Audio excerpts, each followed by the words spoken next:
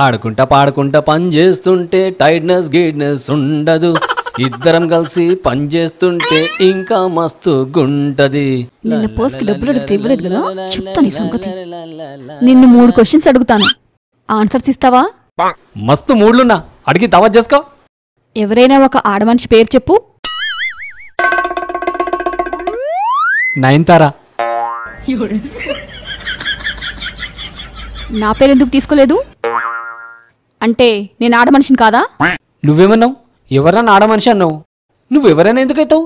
నువ్వు నా మనిషివి. ఆమె జస్ట్ నయనతారా, నువ్వు నా గుండెతారా, నువ్వు నా బతుకుతారా, నువ్వు నా సస్తారా. ఎత్తు కాదు కాదు, నువ్వు నా బతుకుతారా.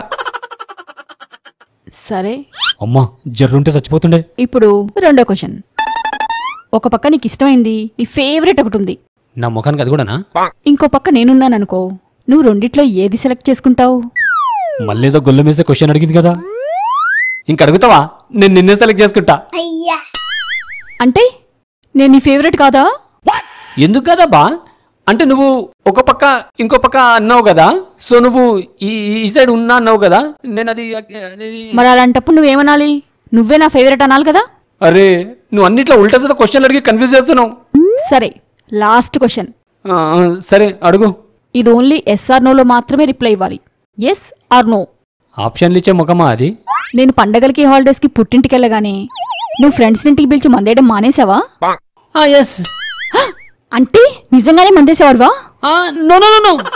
అంటే ఇంకా మారలేదా? Yes yes. ఎస్సా నోనా ఏదో ఒకటి చెప్పు. ఈ ఎస్నో ఎస్నో ఏంటి?